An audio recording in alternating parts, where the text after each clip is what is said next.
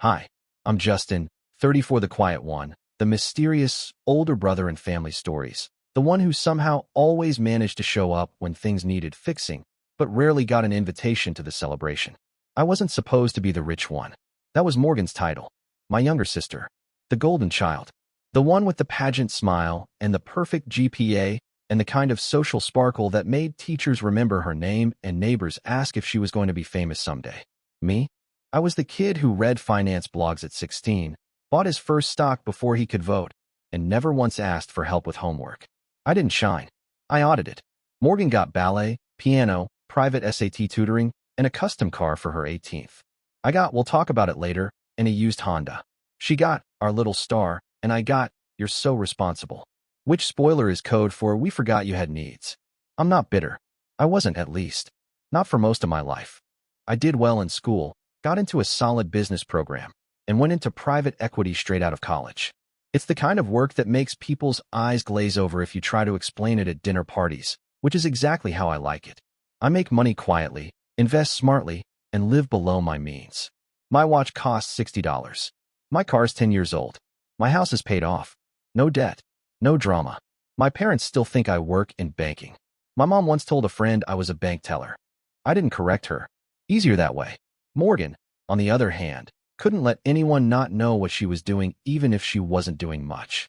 Her adult life was a carousel of failed projects, dramatic career changes, Instagram rebrands, and expensive men who always vanished the moment things got real.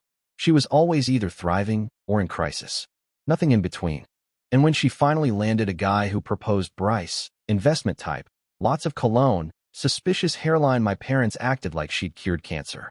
The wedding was set to be an over-the-top affair. Historic vineyard. Imported linens. $8,000 flower budget. And I went along with it at first, smiled, showed up, brought a nice gift, listened to the honeymoon plans in Paris and the customized Vera Wang fitting story like I was watching someone else's movie.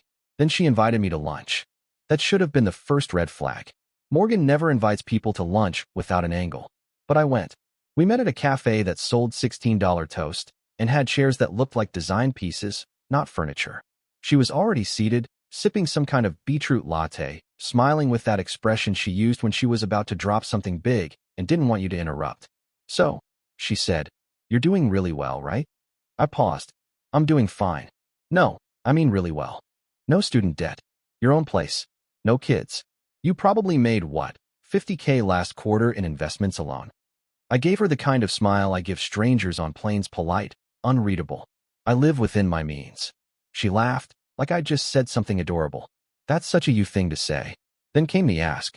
She leaned in, lowered her voice. I'm a little over budget. How little? 50. 50 what? Thousand. I blinked. You're over budget by 50 grand? She waved a manicured hand. Not a big deal. Upgraded the catering. Got a dress custom from Milan. Bryce's family are big on food. And vibes. But anyway, here it comes. I was hoping you could help. Just, cover the difference. For the wedding. 50,000. I said. Not give, she added quickly. Just pay. One-time thing. I mean, you said in that email to Mom that you'd help however you could. So, that email was a 3-line response to a save the date. Let me know how I can help. Happy for you. That wasn't a pledge, I said. She didn't flinch. It was close enough. I sat back, heart pounding, anger quietly rising. Morgan, I'm not funding a $50,000 wedding. Her expression hardened. Wow. Okay. Guess I'll tell Bryce the signature cocktails are off. Maybe we can serve water and sadness instead. I didn't say I wouldn't help. Just, forget it, she said, standing. You'll remember this one day. Trust me. And with that, she walked out. I told myself it was done. That she was just being dramatic. But something about the way she said it, the way she smiled as she left, it felt like a match had been struck. 2 weeks later, I got a text. Dinner at my place. Just us. Super chill. Let's clear the air, smiling face with smiling eyes. And like an idiot, like a brother, I went. When I walked into her apartment, I immediately knew I'd made a mistake. Because it wasn't just us. There were 3 men in suits already sitting at the table. Each had a legal pad. Each had a folder. Morgan walked out of the kitchen, holding a wine glass, her smile as sharp as a blade. Welcome, Justin, she said, like she was announcing a game show round. Let's talk options. I didn't sit down. That was my first instinct. Something in my chest just locked up. Because you don't sit at a table full of men in suits when your sister's grinning like a Bond villain and the vibe in the room feels like a pitch meeting crossed with a trap. Who are they? I asked, still standing in the doorway. Financial advisors, she said breezily, like she was introducing yoga instructors. Don't worry, they're under NDA. One of the men, the one with the slicked back hair and two white teeth, stood up and extended a hand. Justin, huge fan. Big admirer of your portfolio. Especially your exit from the Marlowe Tech deal. Brilliant timing. I stared at his hand like it was a weapon. Who the hell are you? He dropped the handshake. Matthew Klein. I run an alternative investment consultancy. Your sister brought me in to facilitate let's call it a family optimization strategy. I looked at Morgan, who was now swirling her wine like she'd just orchestrated a hostile takeover. What did you tell them? She shrugged. Just the basics. That you've got serious capital, minimal liabilities, and no real dependence.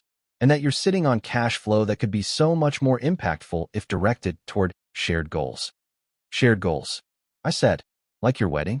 Not just the wedding, she said. That ship sailed. We scaled back after you said no. Got married at City Hall. Surprise. You missed it. She held up her left hand, a modest ring I hadn't seen before. I blinked. Wait, you're already married? Yep, 2 weeks ago. Super intimate. Just family. She sipped her wine. Well, not all family, obviously. It hit me like a gut punch. I wasn't even told. My only sibling got married and didn't send me a text. Not even a passive-aggressive emoji. Why am I here then? I asked. She gestured at the men. Because we're starting something. A family fund. Real estate, maybe. Or venture capital. I've got ideas. Bryce has contacts. We just need liquidity. You've got that.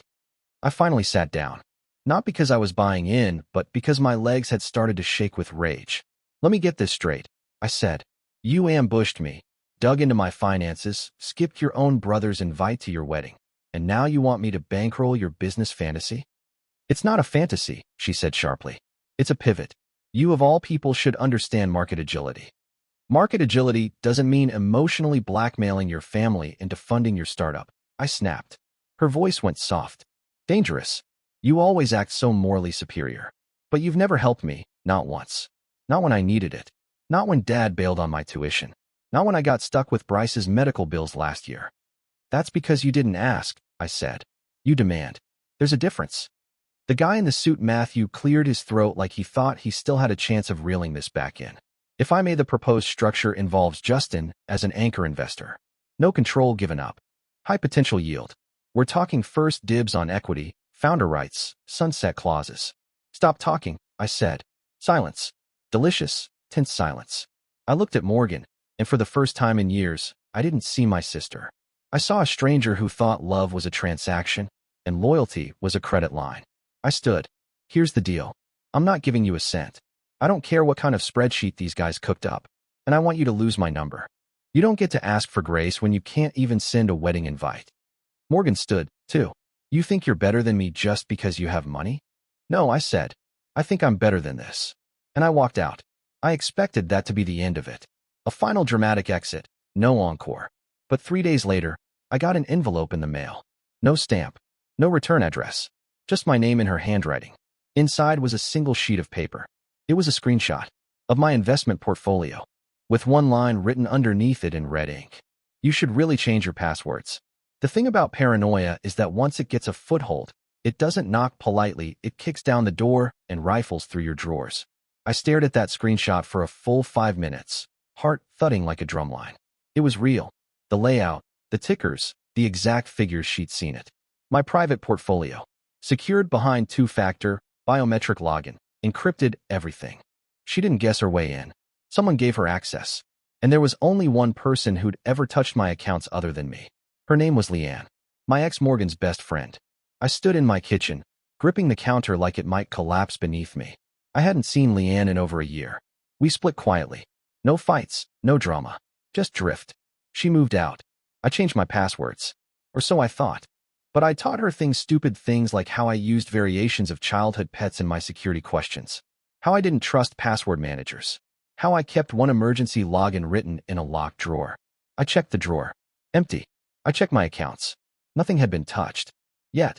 No transfers. No red flags.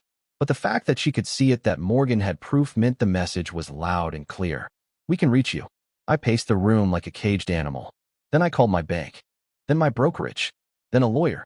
Then my cybersecurity guy, Vince, who once helped me track down a phishing scam in under 12 hours. Burn it all, Vince said. Start fresh. New accounts, new hardware. Assume your system is compromised. You think she'll try to drain me? No, he said. She's smarter than that. This isn't theft. It's leverage. He was right. This wasn't about the money. This was about control. And Morgan, for all her glitter and drama, had always craved one thing: to be untouchable. She didn't need my help anymore. She needed my reputation, my resources, my name. And now she had just enough access to burn it all down. So I went dark, pulled every cent out of every account, and restructured it under a new holding company. Hired a private firm to audit everything I owned, digital and physical. Changed my number. Deleted social media. Full financial lockdown. 3 days of chaos. 3 days of dread. And then quiet. No more texts. No more envelopes. No anonymous emails. No digital footprints. Which scared me even more. Because Morgan didn't stop. She waited. Then, a week later, my neighbor knocked on my door. He was holding an envelope, no stamp, again. She left it in your mailbox, he said. Said it was from a cousin. Thought it was weird. I opened it right there on the porch. Inside was a single wedding photo. Morgan and Bryce. And me, standing right behind them. Except I'd never been there. My face had been digitally added. Cleanly. Seamlessly. I looked like I belonged. Written across the bottom in silver ink. Family looks good on you. I didn't sleep that night. Not because I was afraid. Because I realized something darker. This wasn't just about me anymore. She was staging a future. One that I was already in. By morning, the wedding photo was sitting under a cup of cold coffee, warped from condensation, but I couldn't throw it away. It wasn't evidence, exactly more like a warning label for what was coming. Morgan had crossed from manipulation into performance art, and the audience was whoever she could convince next. I knew her pattern. She'd build a narrative first, then set a stage. Somewhere out there, she was rehearsing lines about a brother who'd wronged her, maybe even abandoned her after she'd tried to make peace. The fake photo was proof to herself that she could rewrite history. I called Vanessa. We'd met years earlier on a deal audit. She's a forensic accountant, one of the best I've ever seen. Back then, we weren't together yet. But she'd already taught me something crucial. When someone goes this far to fabricate a version of you, they're about to monetize it. She picked up on the first ring. You sound like you haven't slept. I haven't. Then skip the preamble, she said. What did she do? I told her everything. The screenshot. The envelope. The doctored photo. She was quiet for a while. Then, she's building a fraud story. Explain. She wants investors, but she needs credibility. You're the credibility. She can't get loans or partners without a guarantor or family backing. If she can produce a portfolio with your numbers on it and a few photos that prove closeness, she can claim joint assets, shared ventures. She's trying to use me as a financial reference. Exactly. I sat down, pulse hammering. Can she? Not legally, Vanessa said, but optics can be currency. If she convinces someone you're funding her business, they'll throw money at her. When it collapses, you'll take the reputational hit. I let out a breath through my teeth. So what do I do? Nothing yet, she said. Let her think you're cornered. Then we pivot. That's the thing about Vanessa, she never reacts emotionally. She measures. She plans. Over the next week, we tracked Morgan's movements. She'd registered a new business, M.E. Lux Ventures, a so-called boutique event brand. She listed Bryce as co-founder, herself as CEO, and get this, me as lead private investor. No permission, no notice, just theft by implication. Then, on her website, glossy, expensive, painfully fake, there it was. With support from family investor Justin Collins, M.E. Lux Ventures combines financial precision with creative vision. Financial precision. I nearly laughed. We could have gone nuclear right, then cease and desist, PR takedown, legal letters. But Vanessa shook her head. If we expose her now, she'll spin it as persecution. Let her build the web. Every lie she adds becomes another string that ties her to fraud. So we waited. And she didn't disappoint. Within a month, she had 3 clients, fake testimonials, and a 6-figure line of credit opened under a fraudulent guarantor form, my name forged, my ID number slightly altered. That was the turning point. The line between family drama and crime. Vanessa looked up from the evidence pile one night and said quietly, "You know this can end in handcuffs, right?" "I know," I said. "But not for me." We filed quietly, through back channels. Fraud prevention, identity misuse, impersonation. The system doesn't move fast, but it moves. And while it did, Morgan kept performing, posting photos, hosting networking events, tagging me in nothing but implying everything. Then one afternoon, she called. The first time I'd heard her voice in months. "Hey, big brother," she said sweetly. "We should talk. There's been a misunderstanding." I almost hung up. Then she said something that froze me solid. "Because the investors are asking why you're ghosting their calls. You wouldn't want them to think you're pulling out of our company, would you?" She was using my name live, in real time. And for the first time, I realized she wasn't bluffing anymore. She was burning the last bridge, and she thought I'd still be standing on it. I don't know what stunned me more, that she said it so casually, or that she genuinely believed she had the upper hand. "Our company," she repeated, slow and syrupy, like she was dangling keys in front of a toddler. "The investors are just nervous. But if you give them a quick call, smooth things over, I think we could get the second round funded by next week." I didn't say anything. She kept going. "Or, if this is about the photo, I get it. That was maybe a little theatrical. But it's not like I photoshopped you doing coke or something." I pinched the bridge of my nose. "Morgan, yeah, you committed identity fraud." "Allegedly," she said. Actually said, "I have the documents. I have the forged application. You used my name, my reputation, and you put me at legal risk so you could scam investors into bankrolling a party planning company with a luxury logo." There was a long pause. Then she said, "Wow, you really rehearsed that, huh?" "Morgan," I said again, this time lower, colder. "You don't get to talk your way out of this." Her voice cracked a little then. "So what? You're going to press charges? You're going to throw your own sister under the bus over some technical paperwork?" "You're not under a bus," I said. "You're the one driving it." Silence. I could almost hear the gears in her head turning. She was smart, not educated smart, but survival smart. She knew she was cornered. The old tricks, guilt, charm, threats, none of them were working. But she wasn't the type to beg. "You think you're so noble," she finally said. "But you're just lonely. Always have been. You think hiding behind your money makes you better than me? I've lived, Justin. I've failed. I've risked things. You just calculate." And there it was, her last weapon, contempt dressed as philosophy. "I'd rather calculate," I said, "than con." She hung up. Vanessa, who'd been listening on speaker, let out a slow breath. "She's going to run." "I know." And she did. Within 48 hours, Morgan wiped her website, disconnected the phones, pulled down the social media pages. Bryce's name vanished from everything. We think she sold her wedding ring. The clients, if they ever existed, were gone. But here's the thing. Digital footprints are forever. We tracked everything. We kept receipts. We handed it all over to a task force that specializes in white-collar cases involving family entanglements. Apparently, there's a whole department for that now. And while the wheels of justice turned in the background, something strange happened. My parents called. First Mom, then Dad. Separate calls. Same energy. Worried, confused, asking why Morgan was saying I'd turned on her. "She's just hurt," Mom said. "You two used to be so close." I nearly laughed. We were never close. I was just useful. And now that I'd finally shut the door, she was playing victim to anyone who'd listen. "She says you froze her accounts," my dad added. "That true? I didn't touch a thing," I said. "But the state might." That shut him up. And for the first time in a long time, I didn't feel like the invisible son. I felt like the real one. The one who saw through the performance. The one who refused to fund the fantasy. But then something else happened. 3 weeks later, I got a letter. No envelope. Just slid under my front door. Handwritten. No signature. Just 4 words. "Check the storage unit." The handwriting? Definitely hers. The number listed? An address I didn't recognize. But when I looked it up, and I did, of course I did, it was real. And what I found there changed everything. The storage unit was in a strip of rusted metal garages on the edge of town, the kind of place where you expect to find old furniture, maybe a forgotten treadmill. Not what I actually found.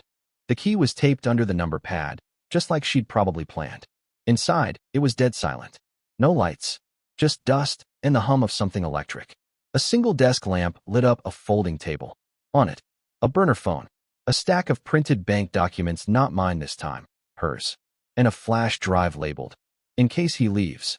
Next to it, a wedding photo. Not the photoshopped one, a real one. Bryce wasn't smiling in this one. He looked terrified. Behind the table, taped to the wall, were emails. Texts. Voice memos. From Bryce. From his family. From investors. She had dirt. On all of them. Morgan wasn't just planning an exit. She was building a safety net made of blackmail. I took the flash drive home, plugged it into a quarantined laptop, and what I found made my stomach lurch. Recordings. Hours of them. Morgan and Bryce arguing. Bryce admitting he'd fudged numbers on a pitch deck. Morgan coaching him on how to talk to investors without committing technical fraud. They sounded like partners, not in love and crime. Then came the twist. Bryce had planned to disappear. He'd opened an offshore account. He was going to cut Morgan out, pin the blame on her, and vanish. But she'd caught him first. There was a final file timestamped 2 days before their courthouse wedding, a voice memo. Just her voice. Calm. Clear. You screw me, I burn us both. This wasn't just a failed business. It was a slow-motion demolition. And I realized something awful. The envelope under my door, it wasn't an apology. It was a backup plan. She knew it would all come crashing down. And she made me the last domino. I didn't sleep that night. Not because I was afraid. I'd felt fear already. This was different. This was grief. Not for Morgan. Not even for Bryce. For the version of me that still wanted to believe that somewhere under all the lies, all the fire starter charm and emotional sleight of hand, there was still a sister worth saving. By morning, I had a choice. Hand over the drive to authorities and seal her fate. Or use it to make her disappear quietly, permanently, and off the radar. Vanessa didn't hesitate. We go legal, she said. Let the system handle it. But I couldn't do it. Not because I wanted to protect Morgan. Because I knew what public trials do. They eat up years. They destroy names. They drag everyone, including the innocent, through the mud. So I called her. Burner number. Straight to voicemail. I said 6 words. I have it. Walk away. Now. That night, her site went offline permanently. Bryce's socials vanished. Her name disappeared from every startup pitch index and digital footprint she'd ever posted to. 2 weeks later, my parents got a postcard from Lisbon. No message. Just a photo of a bridge. I didn't get one. That was her final move, disappearing without giving me the last word. But it's fine. I've kept the drive. Not to use, but to remember. That even the people who grow up in the same house, share the same blood, laugh at the same dumb inside jokes, can become strangers. And sometimes the only way to save yourself is to stop trying to save them.